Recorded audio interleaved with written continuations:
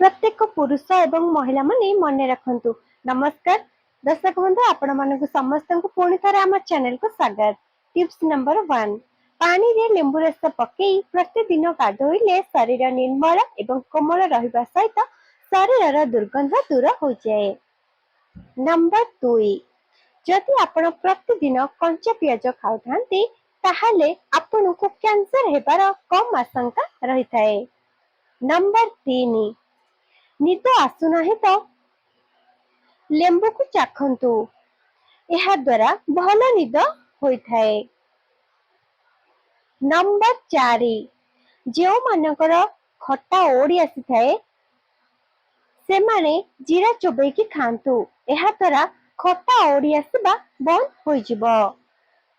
Number 5, एक माटीर पात्र नियंतु, सेतिरे तेजपत्र पकांतु एवं ता उपरे पियाजर चोपा पकई दियंतु एवं एहाको जळे दियंतु। एहा कले घरु मशा माछी सबु चाली जाइथांती।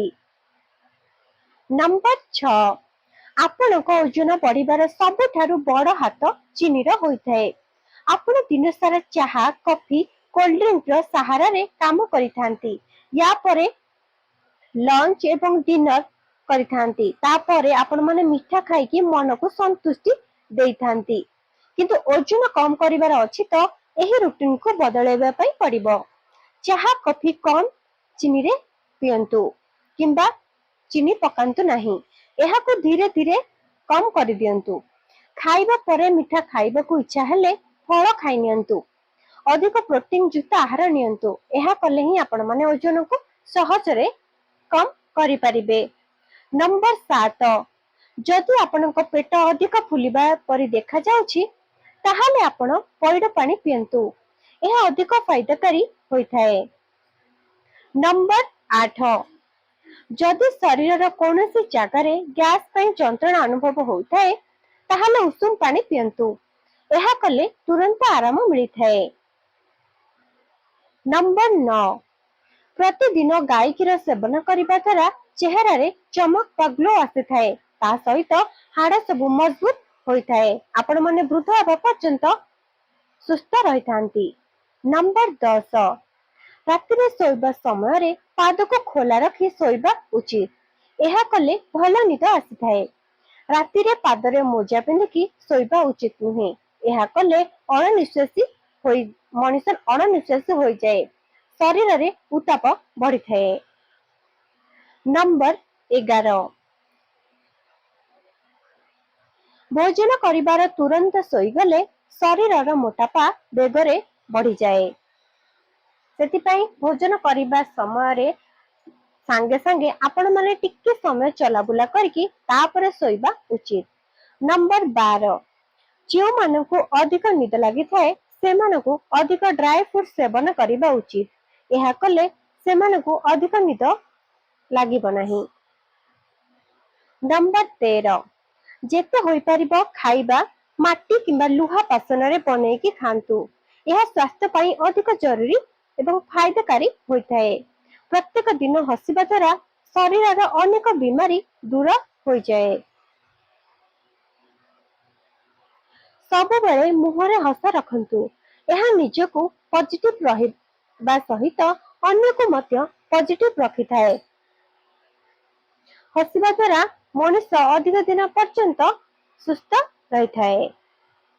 नंबर 15, ब्लड प्रेशर लोकन को केबे भी डालडा घी सेवन करिबा उचित नुहे, यह सेमानक पई क्षतिकारक होइथाए। नंबर 16, कंचा क्षीरर अल्प बुंदा ग्लिसरीन रे मिसई चेहरा रे मालिश करिबा द्वारा चेहरा सफा हेबा सहित चेहरार सब कला दाग दूर हो जाए।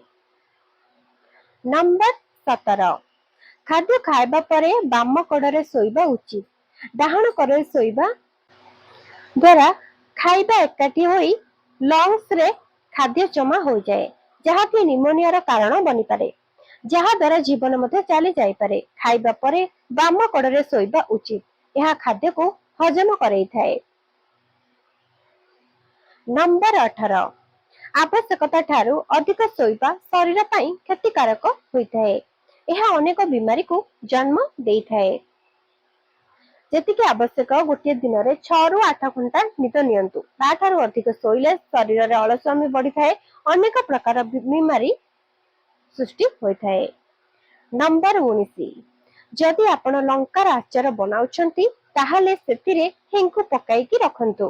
ଏହା କଲେ ଆଚାର ଖରାପ ହୋଇନଥାଏ, ଅଧିକ ଦିନ ପର୍ଯ୍ୟନ୍ତ ବଢିଆ ରହିଥାଏ। ନମ୍ବର 20, ଶୋଇବା ପୂର୍ବରୁ ଅଧିକ ପାଣି ପିଇବା ଉଚିତ ନୁହେଁ। ଏହା କଲେ ଆଣ୍ଠୁ ଗଣ୍ଠିର ସମସ୍ୟା ହୋଇପାରେ। ଏହା ସମସ୍ତଙ୍କୁ ଟିକେ ଧ୍ୟାନ ଦେବା ଉଚିତ।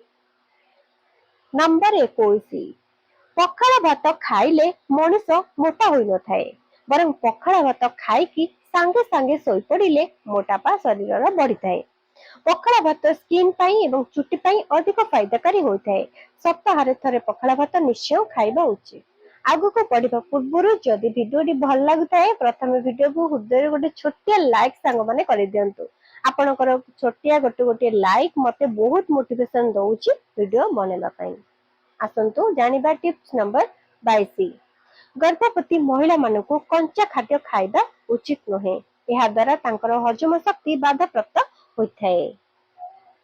ନମ୍ବର 23, ହାଇଟ୍ ବଢୁନଥିଲେ ଘରର ତାଜାରେ ଓହଳନ୍ତୁ। ପ୍ରତ୍ୟେକ ଦିନ ସକାଳ ଆଉ ସନ୍ଧ୍ୟାରେ ଏହି କାମ କରନ୍ତୁ ଏବଂ ଦହି, କ୍ଷୀର, ଲହୁଣୀ, ପନିର, ସର ଏବଂ ଡାଲମା ଏସବୁ ଖାଇବା ଦ୍ୱାରା ଶରୀରର ହାଇଟ୍ ଅଧିକ ବଢିଥାଏ। ଏଥିରେ ବହୁତ ପ୍ରକାର ଭିଟାମିନ, ମିନେରାଲ୍ସ, ପ୍ରୋଟିନ ସବୁ ଭରି ହୋଇକି ରହିଥାଏ, ଯାହାକି ଆପଣଙ୍କ ହାଇଟ୍ ବଢାଇବାରେ ଅଧିକ ସାହାଯ୍ୟକାରୀ ହୋଇଥାଏ। ନମ୍ବର 24, ନିୟମିତ ମ୍ୟାଗି ଖାଇବା ଦ୍ୱାରା ସ୍ମରଣ ଶକ୍ତି କମ ହୋଇଯାଏ। ଶରୀରର ମୋଟାପା ମଧ୍ୟ ବଢିବା ସହିତ ଭୋକ କମ ଲାଗିଥାଏ। ସେଥିପାଇଁ ମ୍ୟାଗି ଯେତେ କମ ଖାଇବେ ସେତେ ଭଲ। ନମ୍ବର 25, ଭାତ ରୋଷେଇ କରିବା ସମୟରେ ସେଥିରେ ଅଳ୍ପ ଲେମ୍ବୁ ରସ ପକାନ୍ତୁ। ଏହା କଲେ ଚାଉଳ ଗୋଟି ଗୋଟି ହୋଇ ରହିଥାଏ, ଅଧିକ ସ୍ୱାଦିଷ୍ଟ ମଧ୍ୟ ଲାଗିଥାଏ। ନମ୍ବର 26, ଚୁଟିକୁ ଗରମ ପାଣିରେ ଧୋଇବା ଦ୍ୱାରା ଚୁଟି ମୂଳ ଦୁର୍ବଳ ହୋଇପଡେ, ଅଧିକ କେଶ ଝଡ଼ିବାକୁ ଲାଗିଥାଏ।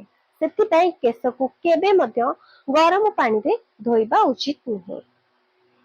ନମ୍ବର 27, ଆମକୁ ଚାହା, କଫି, କୋଲ୍ଡ ଡ୍ରିଙ୍କକୁ ଅଧିକ ସେବନ କରିବା କଥା ନୁହେଁ। ଏହା ଆମ ଶରୀର ପାଇଁ ଅଧିକ କ୍ଷତିକାରକ ହୋଇଥାଏ। ନମ୍ବର 28, ସେଓ ଖାଇବା ପରେ ତୁରନ୍ତ ପାଣି ପିଇବା ଉଚିତ ନୁହେଁ। ଏହା ଦ୍ୱାରା ଗଳା କ୍ୟାନ୍ସର ହେବାର ଅଧିକ ସମ୍ଭାବନା ଥାଏ। ନମ୍ବର 29, କେଶରେ ଅଁଳା ପାଉଡରକୁ ଲଗେଇଲେ ଚୁଟି ମଜବୁତ ଏବଂ ସୁସ୍ଥ ରହିଥାଏ ଏବଂ ସାଇନିଂ ମଧ୍ୟ କରିଥାଏ। ନମ୍ବର 30,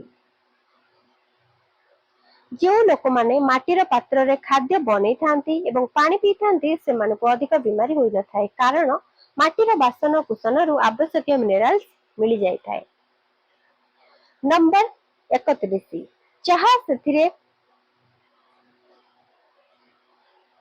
ଚାହା ସାଥିରେ ହଳଦୀ କେବେ ବି ଖାଆନ୍ତୁ ନାହିଁ। ଏହା ଦ୍ୱାରା ମଣିଷର ମୃତ୍ୟୁ ମଧ୍ୟ ହୋଇପାରେ। ସେଥିପାଇଁ କେବେ ବି ଚାହା ସହିତ ଏମିତି କିଛି ଜିନିଷ ଖାଆନ୍ତୁନି ଯାହାକି କ୍ଷତିକାରକ ହୋଇଥାଏ। ନମ୍ବର 32, ଯଦି ଆପଣଙ୍କୁ ହଳଦିଆ ରଙ୍ଗର ପରିସ୍ରା ହେଉଥାଏ ତାହେଲେ ଆପଣ ପୁରା ସୁସ୍ଥ ନାହାନ୍ତି ବୋଲି ଜାଣିବେ, କିମ୍ବା ଆପଣ ପାଣି କମ ପିଉଛନ୍ତି ବୋଲି ଏଥିରୁ ଜଣାପଡେ।